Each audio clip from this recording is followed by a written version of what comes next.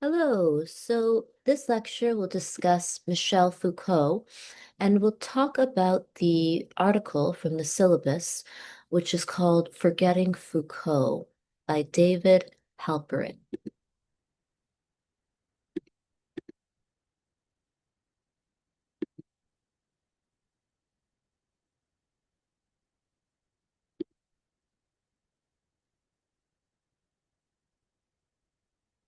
The article is called Forgetting Foucault, Acts, Identities, and the History of Sexuality. I hope you are doing well.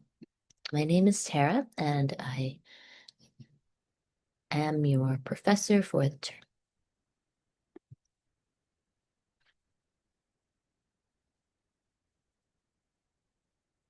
So I'll discuss Foucault and the history of sexuality, and then I will talk about biopolitics, which I've mentioned in previous lectures.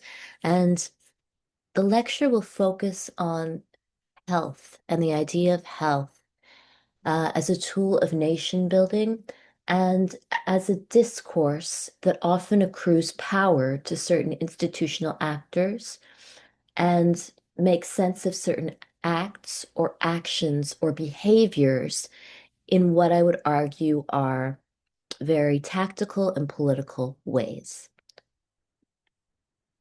So, David Halperin has written this article called Forgetting Foucault, Acts, Identities, and the History of Sexuality. Foucault's core contribution is treating sexuality as a set of discourses, medicine, psychology, criminology, that construct the self rather than innate biological truth. So, what Foucault is interested in is this division or discrepancy between the act of having sex, having sexual partners, or engaging in sex acts, and all of these languages and ideas and knowledges that are produced about sex through these institutions like the medical system, uh, the prison industrial complex, the state.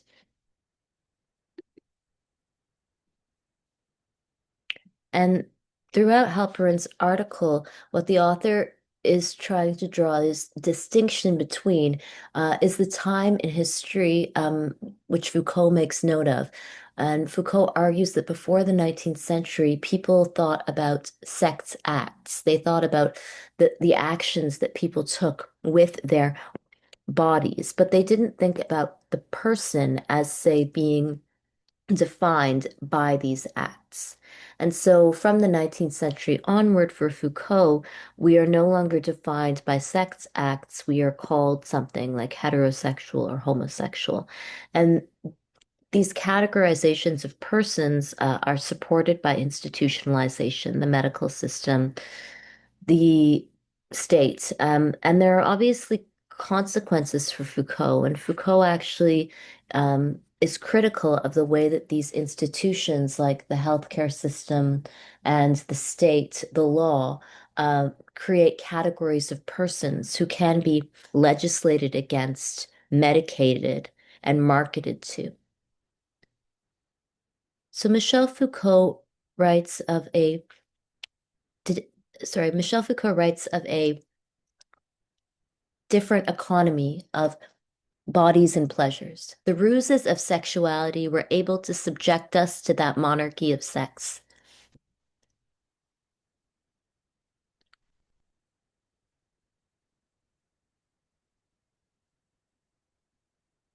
So Foucault is interested in this economy, an economy of bodies and pleasures.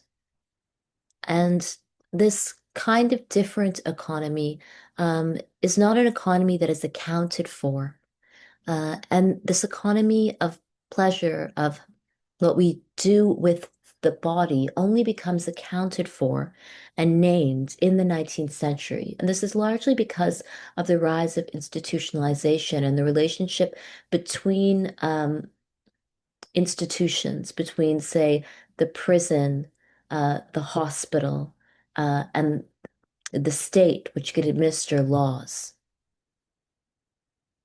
So, what interests Foucault and scholars writing after him then is how sex becomes, say, good or bad, and how it becomes seen to be sane or insane, and how it comes to be criminalized or made legal. The ruses of sexuality were able to subject us to that monarchy of sex.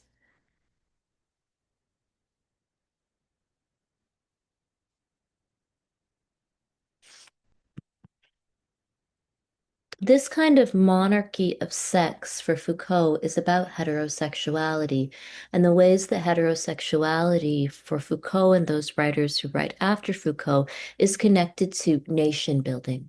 The heterosexual family is an economic unit. It is an economic unit that is taxed, sold to. It is an economic unit that receives child benefits.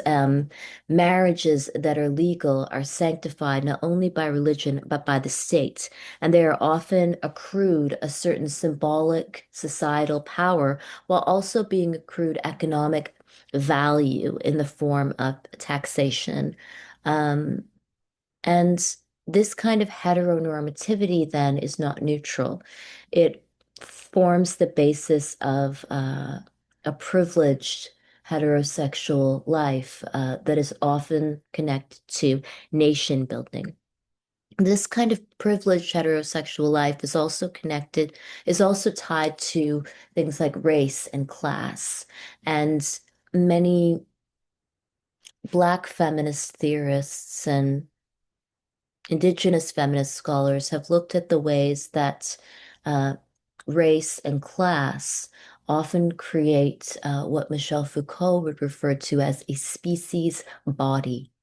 And a species body for Foucault is someone who can give birth to an ideal race or class or religion of people who will further the population and the population as it would like to see itself, or as it is often seen.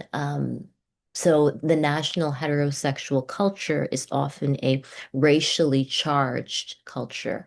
And the building of a nation obviously involves supporting the birth of certain children and actively discriminating against the birth of others.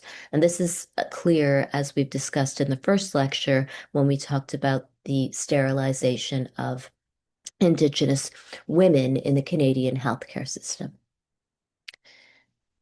We've also discussed Nazism and the ways that nation building and the building of an ideal state involved actively trying to prevent people from having children who were ethnic and religious minorities historically in Europe.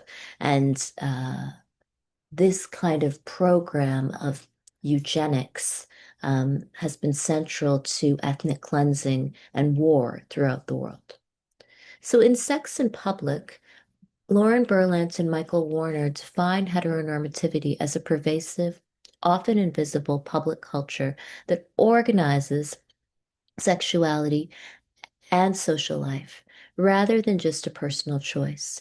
They argue that this, quote, national heterosexuality saturates American life through institutions, laws, and intimate habits, rendering heterosexual forms of intimacy as public or deviant, while treating heterosexual coupling as neutral, private, and default. So, by heteronormativity, what Berlant and Warner mean is that the institutions, structures of understanding, and practical orientations that make heterosexuality seem not coherent, but also privileged. Not only coherent, but also privileged. So, this coherence of heterosexuality, these norms, must mask rape, they must mask sexism, they must mask stupidity, they must mask the sterilization of Indigenous women and girls. And so there must be this coherent narrative, and this coherence then gains privilege. Berlant and Warner also state that we speak of heterosexual culture rather than heterosexuality because that culture never has more than a provisional unity. So this is also about the difference between acts and personhood. That heterosexuality is not just about sex acts, it is about personhood, a culture. Um, and this kind of culture then gains coherence and privilege by declaring itself to be superior to other acts, because these acts are not just acts, they are about personhood. Heteronormativity functions as a form of public comfort by allowing bodies to extend into spaces that have already taken their shape. And so, this kind of extension into spaces that have already taken their shape is also about the difference between acts and personhood. That sex acts often happen in private. So, how does heteronormativity occupy a space? It occupies a space, obviously, because of capitalism and the heteronormative or heterosexual families, specifically the heterosexual, say, white or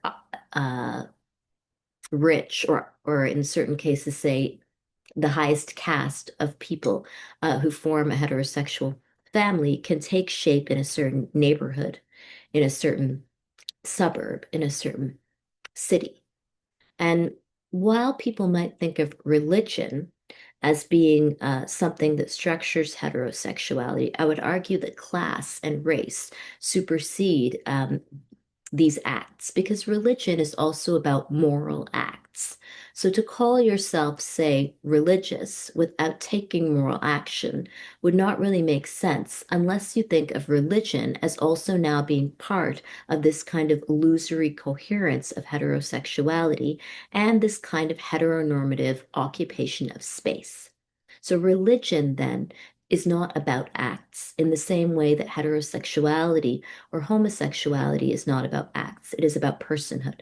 So I could call myself, say, a Hindu and a Hindu woman.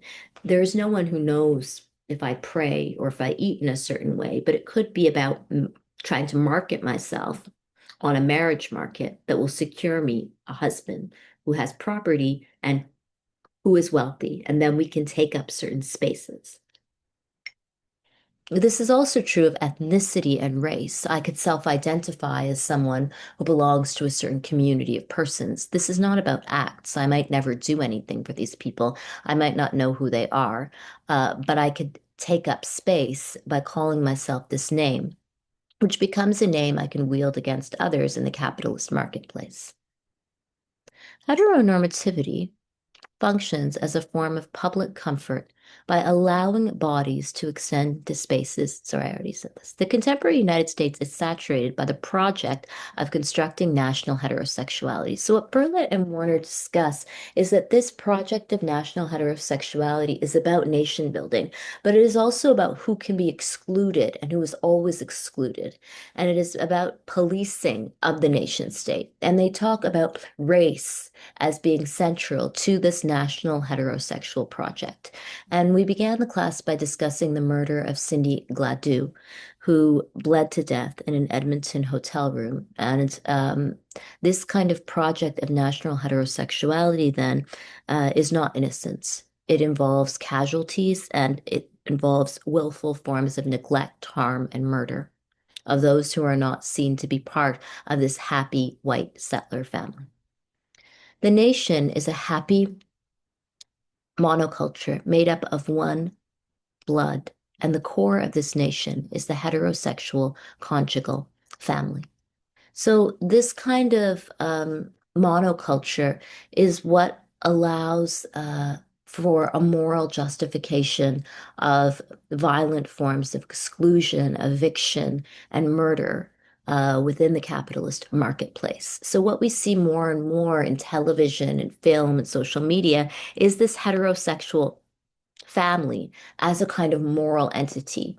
So even if you are more wealthy than the entirety of the Indian subcontinent who will starve to death and die, if you can invest your money in America and become a healthy capitalist family, this is somehow a moral project.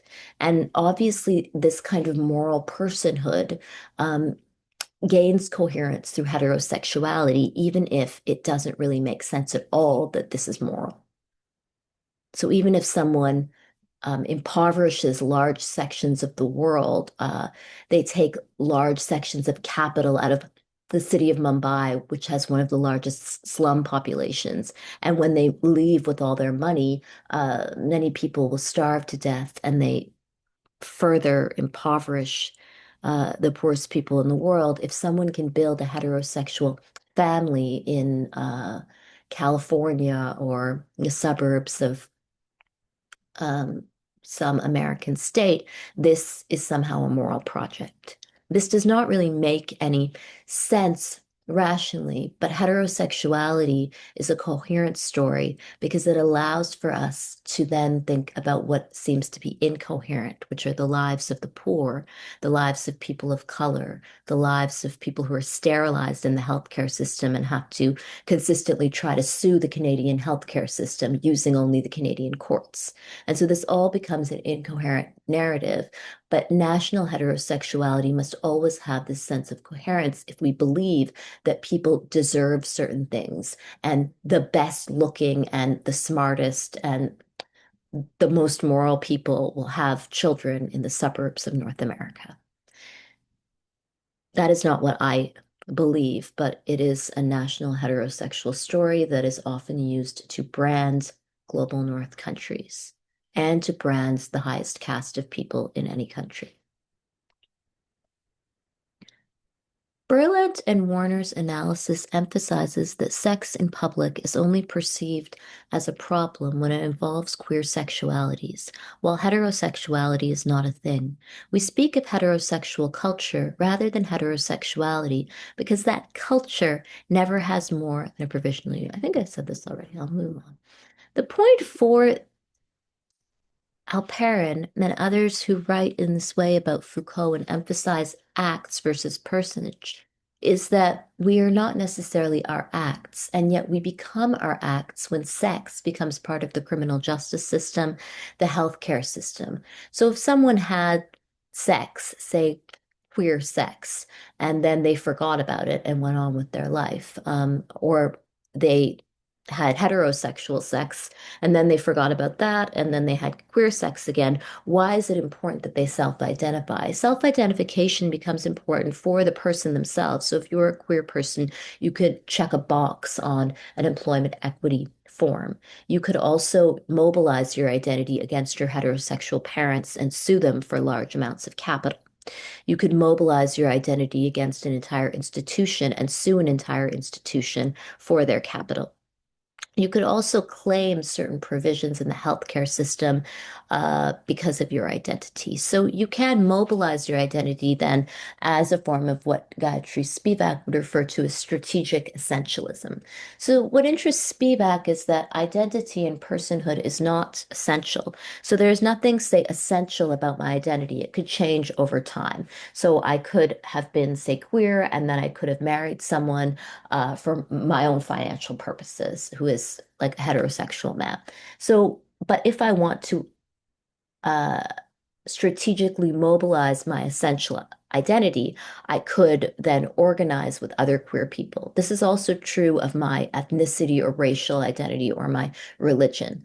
Um, I might not actually think of myself as a Hindu or as a person of color or as someone who is part of the Indian diaspora, but when it is necessary to do so, and when it is necessary to act against, say, people who are threatening my interest because they are racist, I can strategically organize with those who have experienced, say, religious discrimination or experienced racial discrimination. I can also mobilize my identity to gain things for myself. So, Halperin writes that Foucault's formulation is routinely taken to authorize the doctrine that before the 19th century, the categories or classifications typically employed by European cultures to articulate sexual difference did not distinguish among different kinds of sexual actors, but only among different kinds of sexual acts. In the pre-modern and early modern periods, so the claim goes, sexual behavior did not represent a sign or marker of a person's sexual identity. It did not indicate or express some more generalized or holistic feature of the person, such as that person's subjectivity or character. The pattern is clearest, we are told, in the case of deviant sexual acts. Sodomy, for example, was a sinful act that anyone of sufficient depravity might commit. It was not a symptom of a type of personality. To perform the act of sodomy was not to manifest a deviant sexual identity, but merely to be the author of a morally objectionable act. Whence the conclusion that before the modern era, sexual deviance could be predicated only of acts, not of persons or identities. So it is interesting to think about this difference between acts and personhood and what is gained and what is lost for, say, queer people, but also for the state and in general how society changes when we start to look at acts as opposed to personhood. So if someone, say, engages in an act, what Foucault argues is that in a certain time in European history, uh, you would be the author of a morally objectionable act. However, you would not be a person whose identity is necessarily forever tied to that act. What changes, obviously, is this morally objectionable act becomes a site of pride for queer people.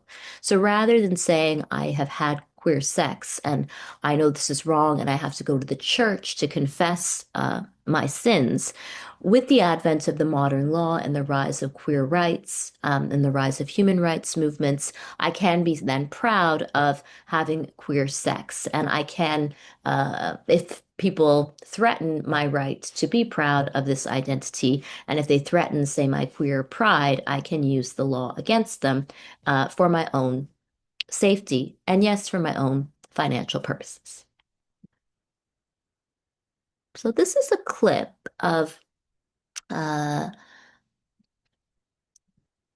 a, this is a clip about Foucault versus Judith Butler, whose work I discussed in the last lecture. David has this blog called Theory and Philosophy. Hey, everyone, back. And in it, um, there are discussions about different philosophers. So I will play a clip from Theory and Philosophy.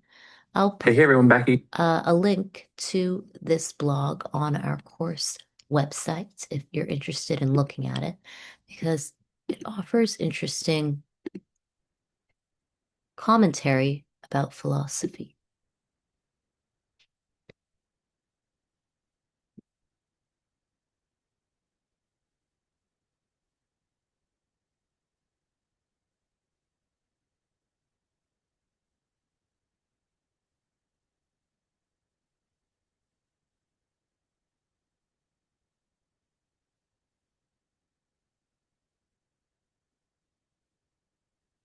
Again, today I want to talk about the differences between Judith Butler and Michel Foucault on the topic of sexuality, specifically the different ideas and conclusions drawn from Judith Butler's Gender Trouble compared with those of Michel Foucault's The History of Sexuality, Volume 1. Before jumping into it, hi, I'm David. I explain philosophical concepts and ideas and ways to make them accessible to you. So if you're new here, like, share, subscribe. You can see 300 episodes I already have up that will add to your already vast knowledge. We can all learn together. If you want to follow me anywhere other than here, you can find me on Instagram at theory_and_philosophy, or on Twitter at David Guineo, or on TikTok at Theory Philosophy. You can also help me out monetarily via Patreon or PayPal, but no pressure to do that. If you found this on YouTube, you're going to be able to find just the audio alone on pretty much any podcast platform. If you found this as a podcast, you're going to be able to find the audio accompanied by video on YouTube, if you're into that. So yeah, let's jump into the differences between Judith Butler and Michel Foucault. Now, I'm going to do this by focusing on Gender Trouble and comparing it with the History of Sexuality. So I just want to give a little brief summary of each and then highlight their main points of distinction. Like, of course, they're different books, so there are tons of differences.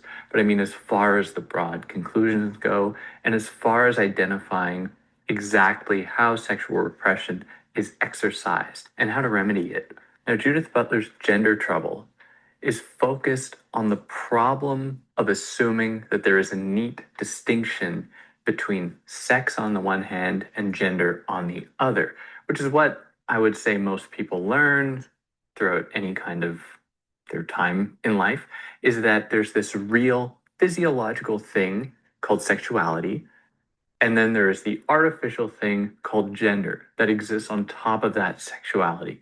So people are born with certain bodies, and these bodies happen to comply with many other people. And so from that is inferred the idea that there are men, there are women, and there are people who might be ambiguous and whose chromosomal configuration might deviate from either an XY or XX chromosomal configuration. Now, they point to this to say, look, okay, this is real. However, we acknowledge that gender is always fluid because gender is always communicated through dress, through speech, through everything like that. And these things change today from culture to culture. People wear different things across history. People wear different things. They talk in different ways. Various tasks and duties are ascribed to different people. Historically, for example, cooking was something that was reserved for like monks in some European settings for male monks who could, other female monks? Anyways, for male monks who would take on these roles. And then that task became more of a woman's obligation as industrialization took a foot. So, this is to say that in this traditional framework, you have this real thing called sexuality, and then you have something called gender that is apt to change. Now, the problem here for Butler is that it's almost impossible. I say almost because Butler is clear that it might be possible.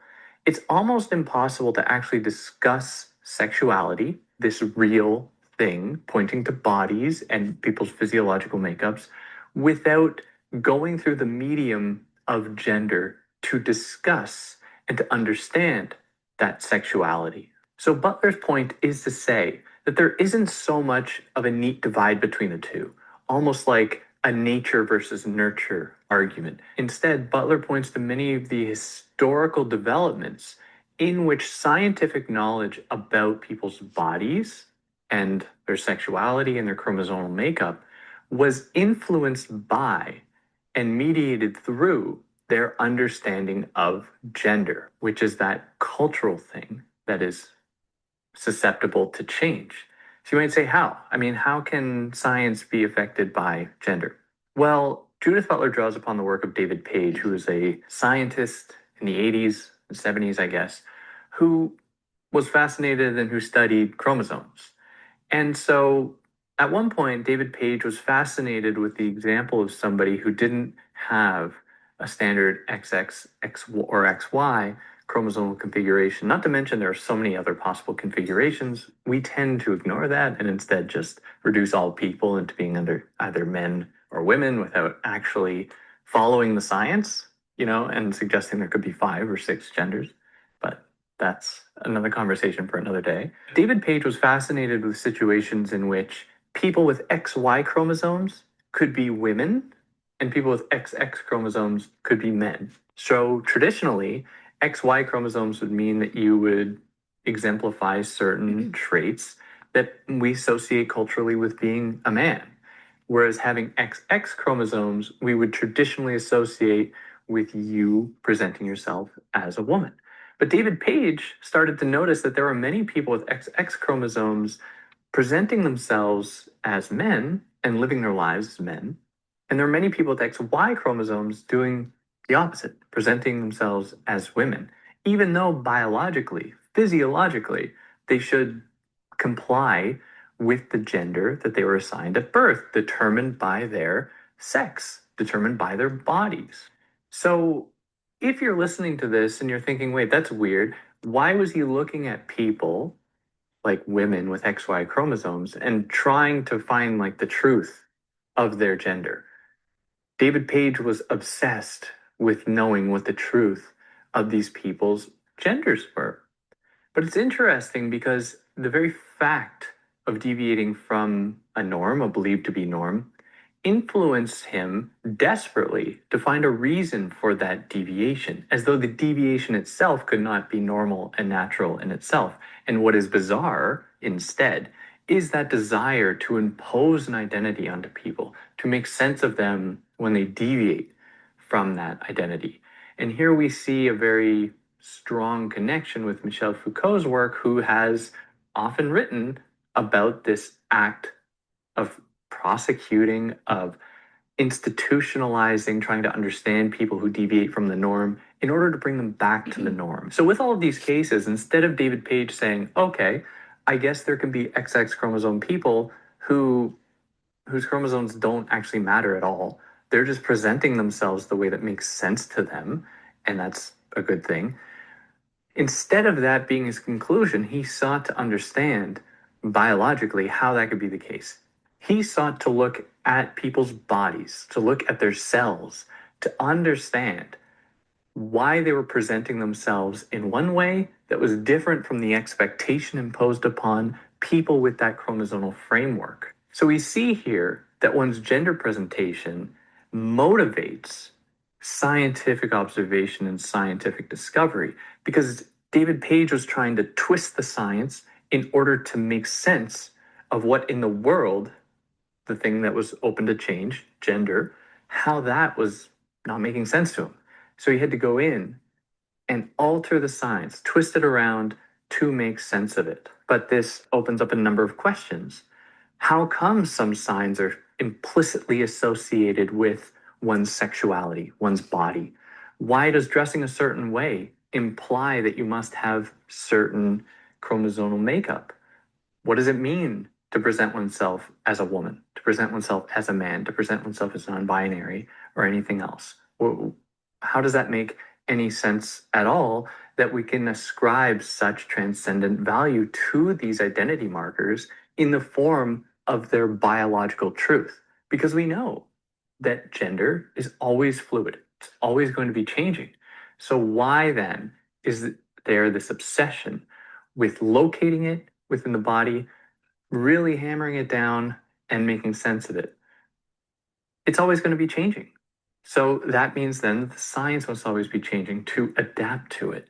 Or the alternative, and this is exemplified in David Page's approach, instead of alternating the science, instead of changing the science to match a changing world, the science is kept grounded and everything else is seen as being fake or artificial in order to uphold the primacy of these scientific endeavors and their capacity to reveal the truth, whereas everything else is artificial. Now, that's just gender trouble in a nutshell. There's so much more to it. Go check out my episodes on gender trouble if you want, but just kind of the key points. Now, Michel Foucault's The History of Sexuality goes as follows. In it, he pretty much says, we have bought the illusion that sexuality has been repressed in the 17th, 18th centuries in Europe, in England. He focuses on a lot in France, but he suggests that this is a big illusion. Instead, what happened was many different institutional configurations, specifically medical ones, plus prison ones as well, instead of oppressing sexuality, what we saw instead was a growing body of research about it, a growing understanding about it, not so that people's knowledge of sexuality can be expanded per se, but so that sexuality can be more neatly controlled. So before Michel Foucault, there's a guy by the name of Sigmund Freud, who I'm sure you've heard of, who provides us the hypothesis that sexuality is something that has been repressed in order to keep society afloat. Sexuality essentially gets in the way of a properly functioning society.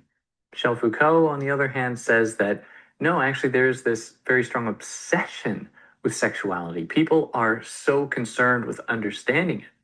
And once we accept that, once we acknowledge historically there's this obsession with it, then Foucault asks us to look at which sexualities are being really studied and really understood, and which ones are being prosecuted, and which ones are being welcomed and treated as normal. So he finds that instead of there being this blanket repression of sexuality, instead there was a welcoming of certain sexual attributes, and there was the application of names to different sexual orientations. And these all serve the end of making sure that these sexualities would be easily grounded and coded to allow for a little mobility so that they wouldn't become too transgressive.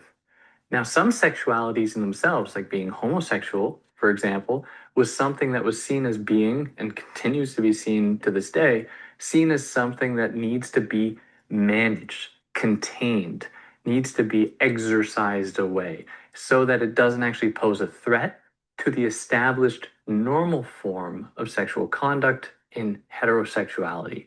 So within this, Foucault identifies that there is this effort to make people really live their sexuality so that not only is it something that is done privately, but something that they must make a part of their identity in order for that identity to be easily controlled.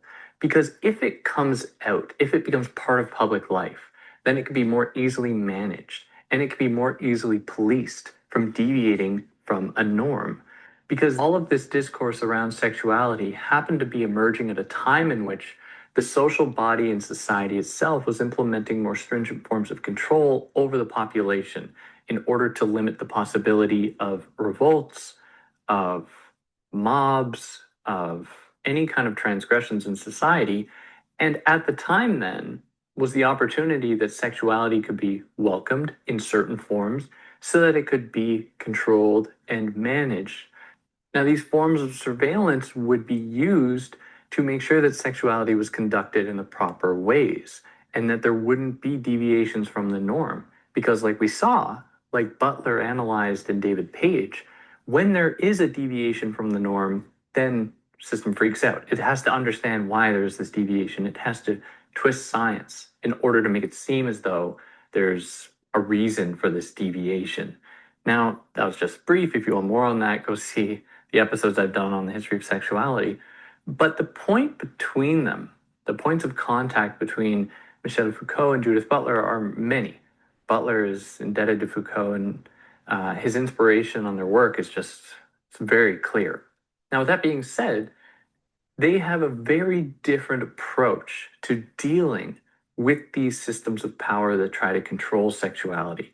Where Judith Butler says that the primary goal of gender trouble is to expand legitimacy to those forms of sexuality that have been repressed and oppressed in order to allow for flourishing of sexual possibility, of the possibility of different sexual gender identities and sexual identities to flourish and to really exist happily. Now, Foucault is not quite so quick to prescribe that solution to this issue because Foucault is concerned that if there is an expansion, and Foucault wasn't responding directly to Butler, of course, and this was many years before, but Foucault says that if there's this expansion of discourse around sexuality, even if it is in the name of expanding sexual categories and understanding, then it will just fall prey to these legitimating apparatuses that try to establish a norm.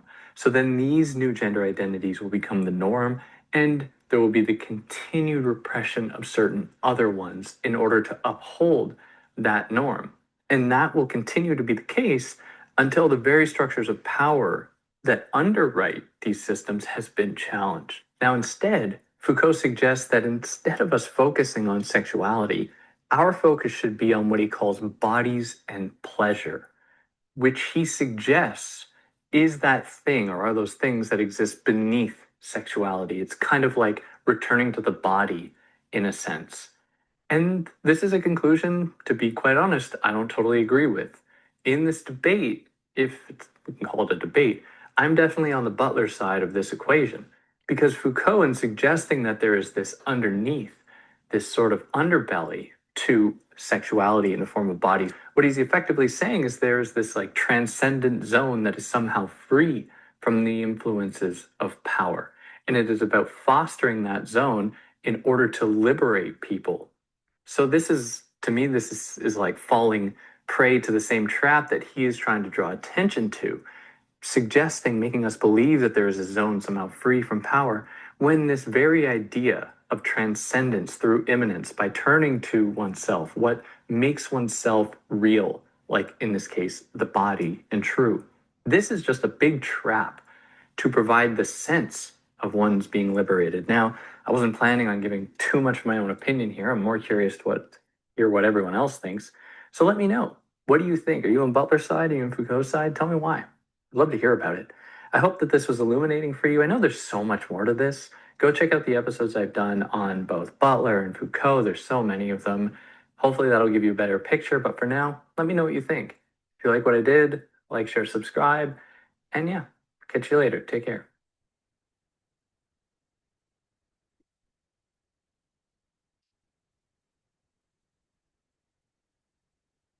So that is a clip about difference between Butler and Foucault. And it's interesting to think about again the relationships between acts and personhood for Foucault as opposed to Butler. So, what we discussed last week when we talked about Judith Butler was the way that acts, performative acts, accumulate over time through gesture and ritual speech. And these acts then give the illusions.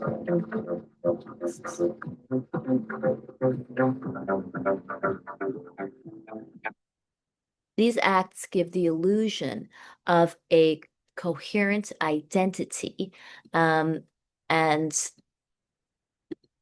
mask the performative nature of identity. So for Butler, this distinction between, say, acts and personhood exists, but it is linguistic in nature. And so for Butler, drawing on J.L. Austin, performativity is actually something that begins when the subject is instituted into language.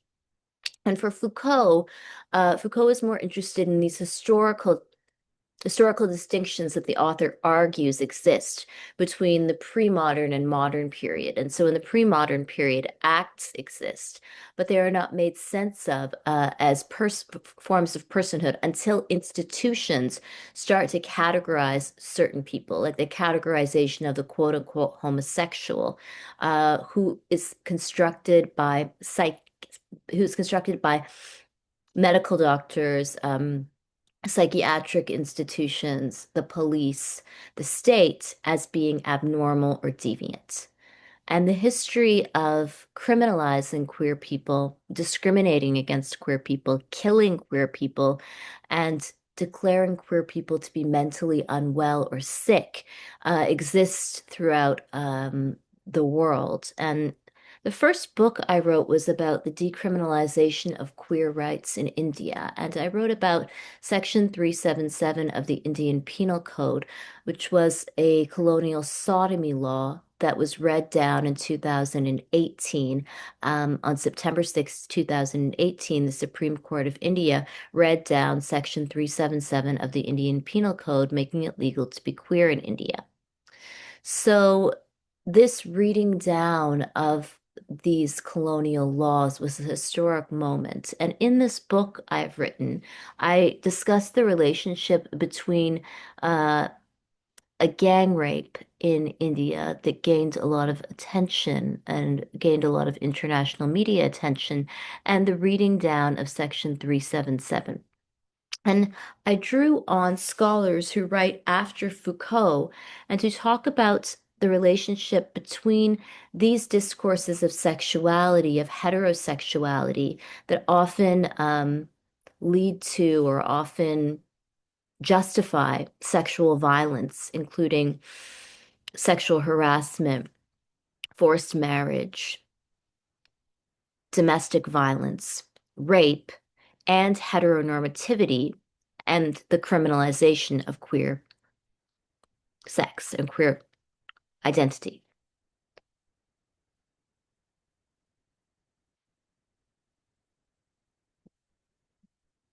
So, Ali Wada is an author I cite in the first book I wrote, who discusses the relationship between privatized rights and a neoliberal subject, and a struggle only for recognition from the states. And so while authors who I cite in this book obviously argue for the decriminalization of queer rights, they are also interested in asking what rights actually do. Moving away from an argument that solely centers privatized rights, which often presuppose a neoliberal subject and a struggle only for recognition by the state, Aliwada's arguments trouble the foundations of colonial law and the erasure of all forms of non-traditional desire from the law, from the public imaginary, and from public spaces.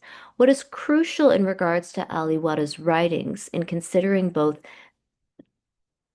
the Delhi gang rape case of 2012 and the 2013 Supreme Court's decision to criminalize diverse enactments of sexuality is the privatization and control of female sexuality as a form of capital that can be bought and sold by men. Aliwada draws on Michel Foucault to discuss how Section 377 of the Indian Penal Code, much like much of the personal law that came to govern Indian sexualities, can be traced back to colonial rule.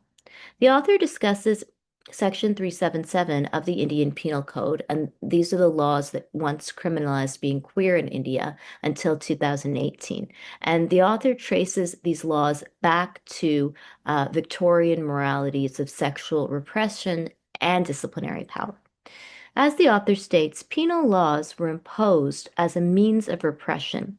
The existence of Section 377 in the Indian Penal Code can be located within the discourse on repression.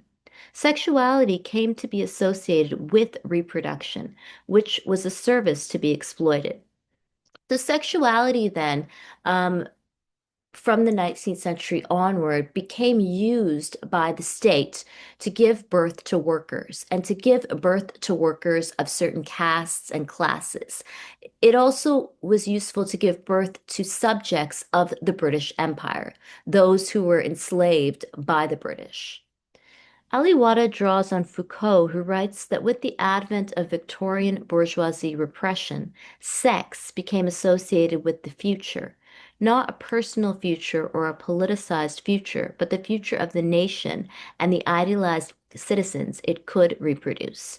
In this formation of Victorian penal codes, Aliwada suggests that two actors emerged as legal subjects. Power with regard to sexuality was in the hands of two people, namely the man to whom the woman is attached, father, husband, brother, head of community, who controlled the sexual activity of the wife, and the transgressors, who by transgressing were upsetting the law, which is heteronormative, and in doing that anticipate freedom. Within this reading, the threat to Victorian codes of sexual morality that derive from colonialism lies in the body of the woman who transgresses puritanical sexual norms.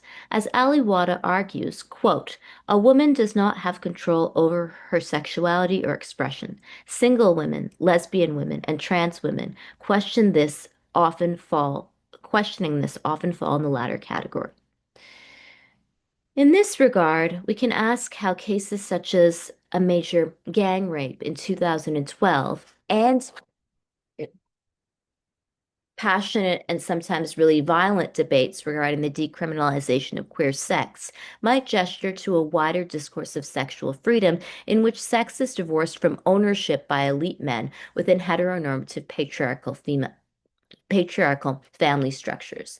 India has one of the lowest rates of female workforce participation in the entire world.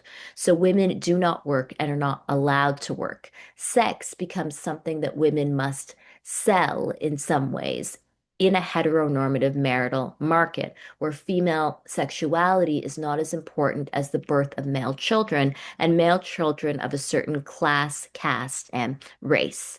So obviously the reading down of Section 377 of the Indian Penal Code and the protests regarding rape and sexual harassments that have taken place in the last 10 to 20 years have been about the rise in fairness within the workplace and fair levels of competition within education, within work, and within politics. Foucault or Foucauldian ideas have persuaded everyone in the discipline, for instance, Gilhard and Higgs, or that there are not major critics of his concept, even among people significantly inspired by his work. So, what this author argues is that Foucault has really inspired everyone within the liberal arts and humanities. And within sociology, Foucault is a really inspirational figure. Also, within literary studies, Foucault's work is interdisciplinary in nature. He's a genuine thinker, and his work recognized shifts uh, in society. And Foucault's view of power, his elusive notion of resistance, and his avoidance of normative debates is what make his work particularly exceptional, particularly in this time period. So many people often think of norms and normalcy as a good thing. When people are normal, they're often seen to be coherent and therefore privileged. And yet, for Foucault, norms are produced by institutions, and one must then turn back to those institutions to continue to produce those norms. And so the prison industrial complex, the police force, the healthcare system all produce a series of norms. And we must return to these institutions constantly. We must pay these institutions to continue to reproduce more and more norms. The problem is that norms only exist because of deviance. There is only uh, uh, the existence of state biopolitics can only exist because of necropolitics. So, biopolitics for Foucault refers to how the state intervenes into all forms of life. So, nutritional warnings on food packages are a good example. The state is actively intervening in our lives to produce a healthy population. The problem is that there is a certain necropolitics, those who cannot live and those who are not guaranteed, say, citizenship, uh, people who are not thought to be part of society, can form this kind of societal necropolitics and therefore can be excluded from society to the point that they can die, or the state is actually actively neglecting them and willing their death. And the example in Canada that is most obvious and I think most true is the treatment of Indigenous peoples, which includes the missing and murdered Indigenous women and girls report and the sterilization of Indigenous women in Canada's healthcare system, which we discussed during the first lecture.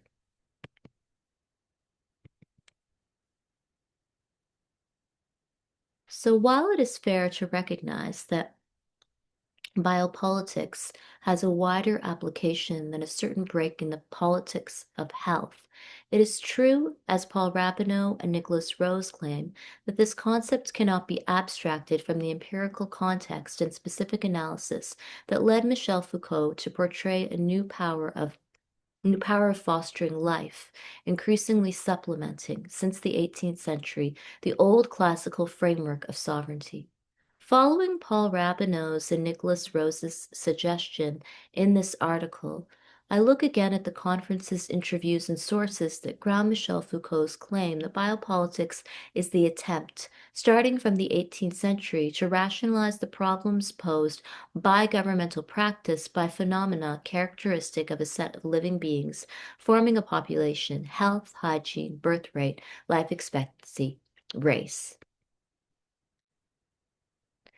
So, I will record the lecture in two parts, and I'll finish the first part by discussing this concept of biopolitics in detail. And I think it is one of Foucault's interesting concepts, along with his work regarding the psychiatric institution, the prison, and the hospital.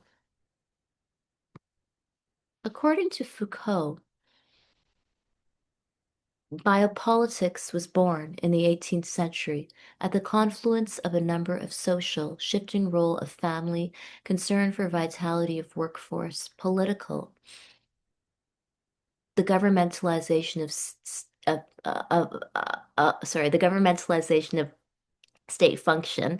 I stutter sometimes, especially when I'm a bit tired. And epistemological changes, mercantilism, statistics, birth of the human sciences, biology. In particular, the demographic transition of the European 18th century in Europe gives a strong justification to the exceptionality of the moment selected by Foucault.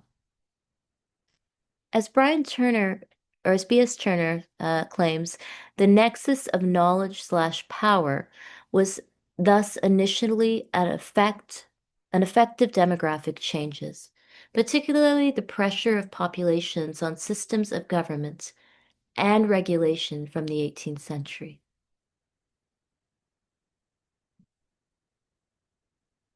So there is this kind of nexus between knowledge produced about a group of people for a group of people and say with or against a group of people and the power that is accrued to this population.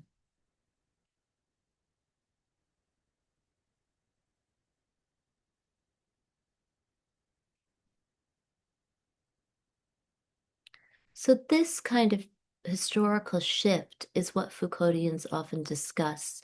And Foucauldian research is often historical in nature, and Foucault is interested in the history of Europe and the history of pre-modern European society as opposed to the European nation state, which gains its kind of strength and image in relation to colonialism and the colonies. So we'll do a close reading of certain passages.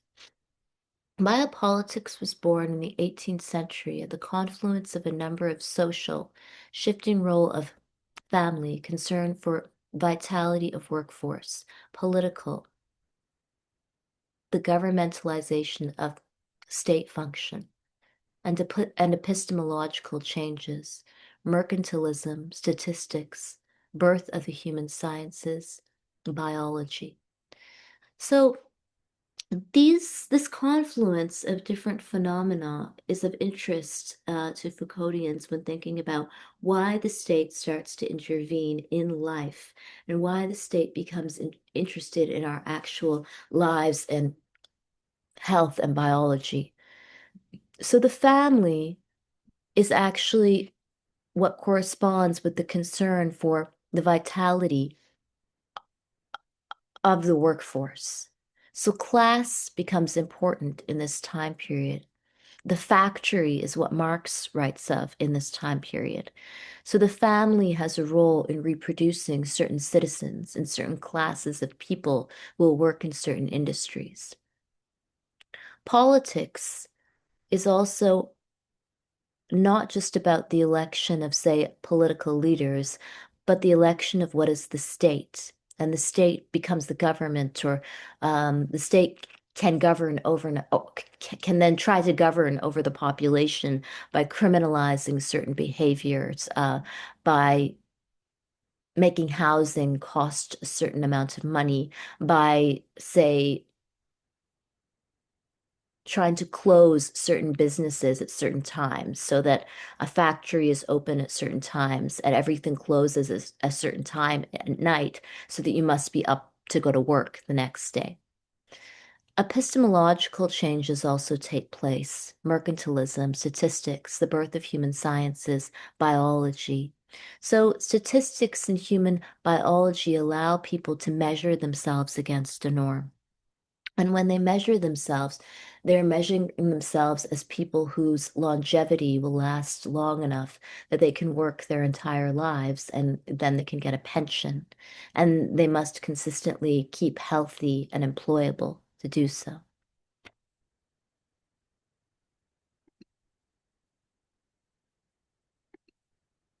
So,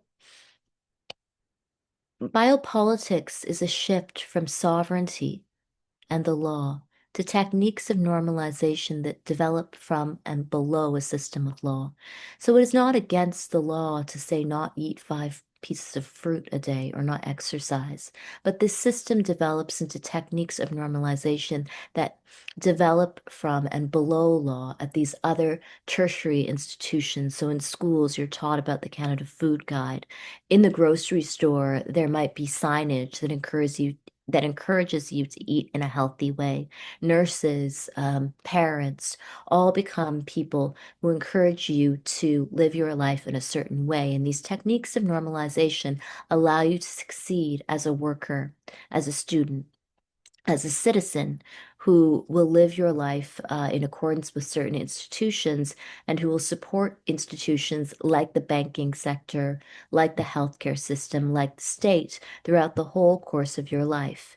If you do this, you will then gain certain privileges like a pension, a promotion. And so this kind of sovereignty is not really about the state intervening from above. It is about people from below supporting the state. So I'll finish the first half of the lecture there. And in the next half, I'll go on to discuss other concepts from Foucault, like security versus discipline, a regime of truth. And then I'll discuss knowledge and discipline, a panopticon, and finally Homo sacer, which I've talked about already in the first lecture, drawing on Shireen Razak. So thank you for listening to the first half of the lecture, and the second half will discuss other concepts from Michel Foucault's work. I hope that you are doing well, and I hope that you are enjoying the class. I will post the second half of the lecture online shortly. Thank you. Merci beaucoup. Au revoir. Bonne chance. Bisous. Au revoir.